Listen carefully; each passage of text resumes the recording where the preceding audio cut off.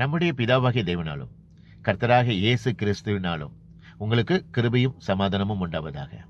இன்றைக்கு நம்ம என்ன தியானிக்க போறோம்னா, இந்த உலகத்தில் பிரச்சனைகள் இல்லாத மக்களும் கிடையாது, போராட்டங்கள் இல்லாத மக்களும் கிடையாது.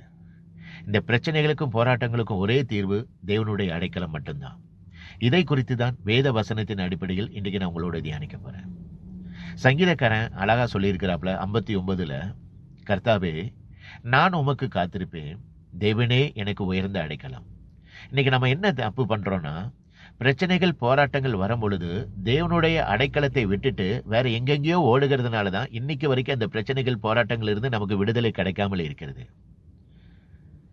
தேவனுடைய அடைக்கலத்தை தவிர இந்த உலகத்துல வேற எந்த இடமும் பாதுகாப்பான இடம் கிடையாது. அதை நன்றாக தெரிந்து கொள்ளுங்க. ஒரு பிரச்சனை போராட்டம் வரும் பொழுது கர்த்தர் ஏன் அமைதியாகவும் ஏன் அவசரப்படாமல் இருக்கிறார் தெரியுங்களா? ரெண்டு காரணங்கள். ஒன்று, இந்த பிரச்சனைகள் மூலமாக கர்த்தர் நம்ம இன்னும் கர்த்தருக்குள்ள நம்மை பலப்படுத்தணும். ரெண்டாவது, இந்த பிரச்சனைகள் மூலமாக இன்னும் நம்ம கர்த்தருக்குள்ள நம்ம தூய்மைப்படுத்தணும். அதுக்காக தான் கர்த்தர் அமைதியாக இருக்கிறார். நம்ம செய்ய வேண்டியது என்ன தெரியுங்களா? நேரம் எடுத்து கர்த்தருக்கு முன்பாக அமர்ந்து தற்பரிசோதனை செய்து கொள்ளணும். அப்போதான் அந்த பிரச்சனையிலிருந்து நமக்கு ஒரு விடுதலை கிடைக்கும். ஏசாயா 30வது அதிகாரத்தில் வேதம் சொல்லியிருக்கிறது, நீங்கள் மனம் திரும்பி அமர்ந்திருந்தால் ரட்சிக்கப்படுவீர்கள். அப்பொழுது அமெரிக்கையும் நம்பிக்கையுமே உங்கள் பலனாயிருக்கும். இஸ்ரவேலின் பரிசுத்தராயிருக்கிற கர்த்தராகிய தேவன் சொல்லுகிறார். மீகா 7வது அதிகாரத்தில் வேதம் சொல்லியிருக்கிறது, வழிகாட்டியே நம்ப வேண்டாம், சிநேகிதன் மேல நீங்க விசுவாசிக்க வேண்டாம். உன் மடியில் படுத்திருக்கிறவர்களுக்கு முன்பாக உன் வாயை திறவாமல் எச்சரிக்கையாக இரு. மகன் தன் தகப்பனுக்கு விரோதமாகவும், மகள் தன் தாய்க்கு விரோதமாகவும், மருமகள் தன் மாமியாருக்கு விரோதமாக எழும்புவார்கள். எல்லா மனுஷருடைய சத்துருக்கள் அவர்கள் வீட்டார்கள் தான். நானோ கர்த்தரையே நோக்கி கொண்டிருந்து என் ரட்சிப்பின் தேவனுக்கு காத்திருப்பேன், என் தேவன் எனக்கு செவி கொடுப்பார். நம்மளுடைய சத்துருக்களே, நம்மளுடைய வீட்டார்களே நம்முடைய சத்துருக்கள் என்று வேதம் சொல்லியிருக்கிறது. நம்ம இந்த பிரச்சனைகள் போராட்டங்களை கண்டு பயப்பட வேண்டாம். ஏன்னா உங்களுடைய காலங்களும் என்னுடைய காலங்களும் கர்த்தருடைய கரங்களில் இருக்குது.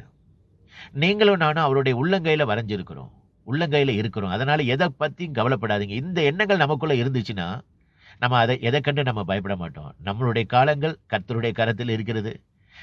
உங்களையும் என்னையும் அவர் உள்ளங்கையில் வச்சிருக்கிறாரு. அதனால எதை கண்டு பயப்படாதீங்க.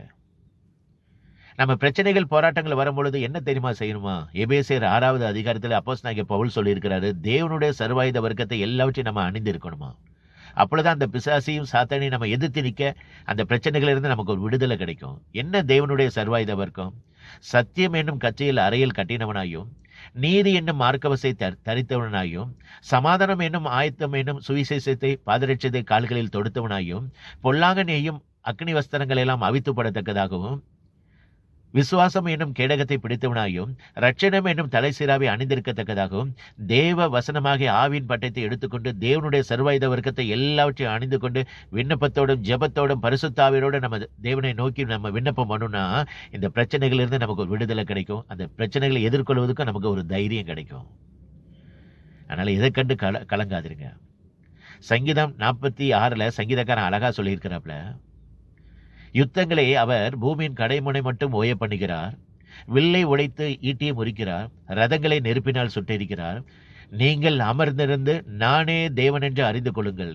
ஜாதிகளுக்குள்ளே உயர்ந்திருப்பேன், ஜனங்களுக்குள்ளே உயர்ந்திருப்பேன். சேனைகளின் கர்த்தர் நம்மோடு இருக்கிறார்.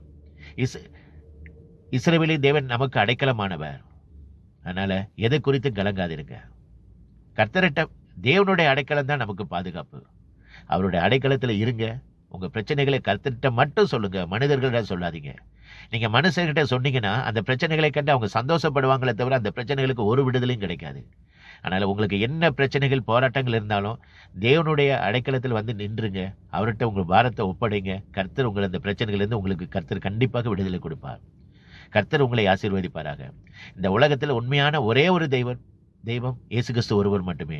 இயேசு கிறிஸ்து சீக்கிரத்தில் வரப்போகிறார். உங்கள் பாவத்தை விட்டு மனம் திரும்புங்கள். பரலோக ராஜ்யம் சமீபத்திருக்கிறது. கர்த்தருக்கே மகிமை உண்டாவதாக. ஆமேன். அல்லேலூயா.